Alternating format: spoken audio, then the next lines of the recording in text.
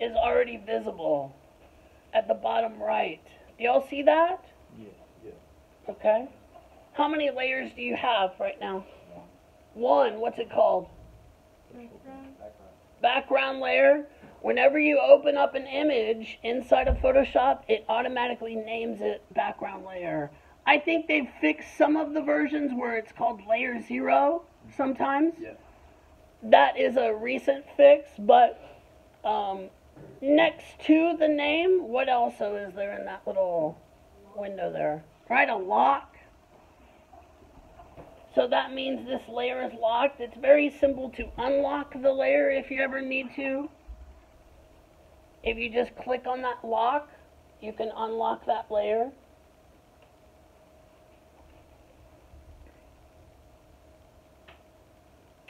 In the Layers panel, number 7, click on the little circle that is half white and half gray. I call this the black and white cookie. Okay. Now, don't be confused. I think Zachary or some other student may have clicked the wrong because there's 2 of these black and white cookies, right? I want you to click on the bottom one, the one that's beneath your layer right there. If I hover over that, and without clicking, does anybody see what that's called? Yeah, create new fill or adjustment layer. Let's see what this does, and then I'll explain it. Okay. In the drop-down menu, click threshold. We want threshold.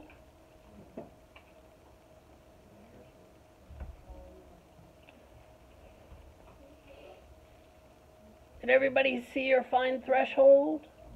Yep.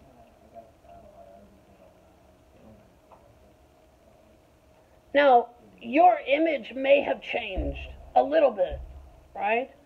But let's look at our layers panel. What visually happened in our layers panel? Like a contrast adjustment. Yeah, is it on the same layer or did it make a new layer? New layer. Right, so whenever it said create new fill or adjustment layer, that's exactly what it does. It makes a separate layer on top, right? And then it will adjust anything below that layer, okay? Did it permanently affect things? No. How do we know that? Because it's a separate layer. Right, it's a separate layer. We can turn this on and off by poking out that eyeball, clicking on that eyeball. So at any point in time we're dissatisfied with what it's doing and we want to make a new one, we can delete it, we can turn it on and off.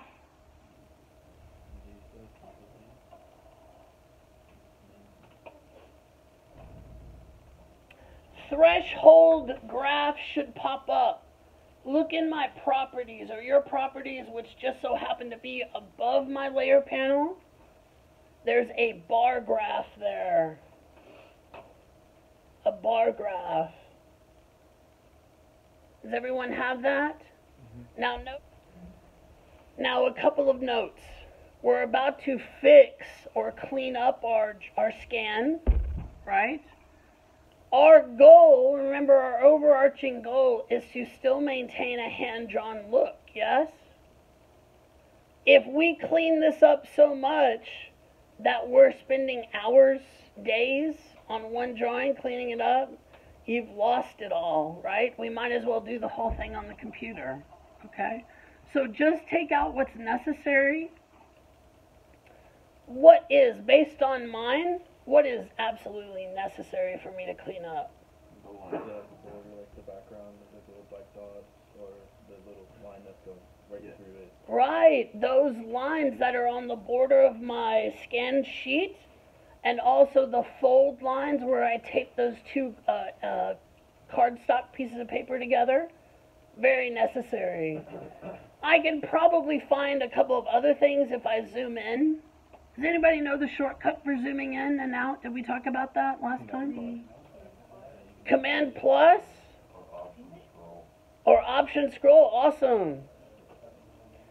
I need to make my brush smaller. Does anybody know how to make their brush smaller with a shortcut? This is odd. How come y'all know all this stuff? Usually students don't know this much stuff. We're digital artists, sir. Wow. At least some of us. You got a good group. What'd you say? You got a good group. Yeah, I do. I have a good group. Yes, left bracket and right bracket are my favorite things to use as far as brush size. So if I hit left bracket and I also want to paint in white for now, I'm going to zoom in. I'm doing Option Scroll to zoom in. And I'm just painting out artifacts that may have seeped in when I scanned. Box around it, our bounding box.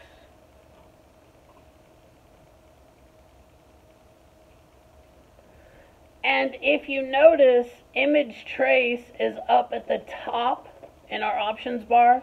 Remember that I changed my workspace to Essentials Classic and reset that. My options, in my options bar, image trace is there.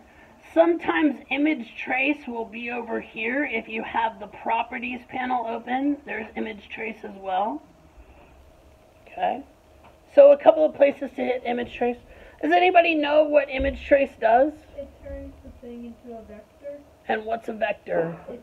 It's computerized lines instead of hand drawing, which makes it easily resizable.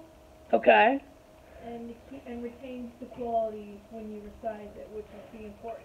Awesome. Yeah, it retains the resolution, so we don't have to worry about our work being pixelated or blurry. That's the main difference between Photoshop and Illustrator, right? Photoshop is a raster-based program, so whenever we take a photograph and take it into Photoshop, and if we want to print it, we have to make sure it's at a good resolution to print, otherwise it'll be pixelated, right? Illustrator, we don't have to worry about that because it's all plots pointed on a graph that we don't see because this graph is in the background, right, this grid, and they're all points that are plotted on this grid. So what we're doing is when we hit image trace, we're moving or transferring our pixelated image and we're transforming it into a vector image. We're over it. We have command of our space. Imagine that I was sitting down, right? I'm at this angle. So awkward for me. Just right here, I mean, I haven't even done anything and I feel awkward. Drawing, no problem. I feel comfortable drawing. Knife in my hand, nah. So stand up, get out of your chair, and make your cuts. I'm always gonna cut towards me. I am not going to cut this way, sideways. That's awkward in and of itself. I mean, your poor neighbor, right? I might cut Zach. We don't want that to happen. If I slip or get distracted, always towards myself. Again, it's that idea of control. I always like to see, whenever I make my cuts, I always like to see the line that I'm cutting. So I'll make that line just visible. I know that's tough to see, but you can see the dots, right, that stand out. I have my fingers keeping the ruler still and steady. They're away from the edge. That's important. I hold my knife like a pencil. Notice that it's at a 45-degree angle. I am not going to cut like this because I'll just blunt my knife tip, the one I just replaced. I also don't want to cut flat because I won't be going through any material. So I always want that 45-degree angle to puncture through the paper and then drag. Imagine that blade dragging through the paper and making a nice clean cut. Okay. I got my line set up. I see my point. I'm going to start there. I'm going to hold my knife directly snug with the edge of the ruler. I'm going to push down. And this is only copy paper, so there's not a lot of paper and material to get through. And I'm going to stop my cut, let off, set that aside. maybe even cap it if I'm really responsible, and check my cut. Nice and clean. I've gone through it. There's no jagged edges. There's no frayed edges. In this demo, I want to show you how we can use a grid system to help us map out a plan for shading. If we have a flat rectangle, that being the equivalent of a cylinder, we can use a grid system that we lay out on that flat rectilinear shape to help inform us how that grid is going to be mapped out on that 3D cylinder.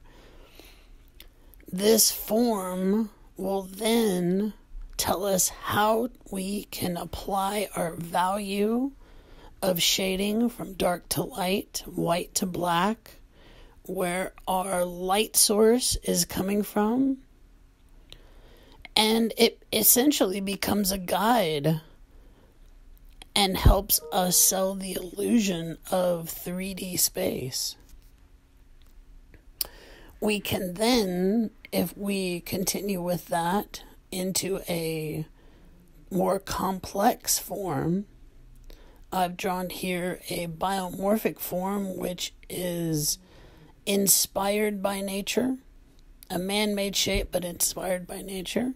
You may see a worm or a bean, but this biomorphic form, we can use the same grid system and light source to help us map out our value and our shading scheme to achieve that illusion of 3D space with highlights, core shadows, and even reflected lights.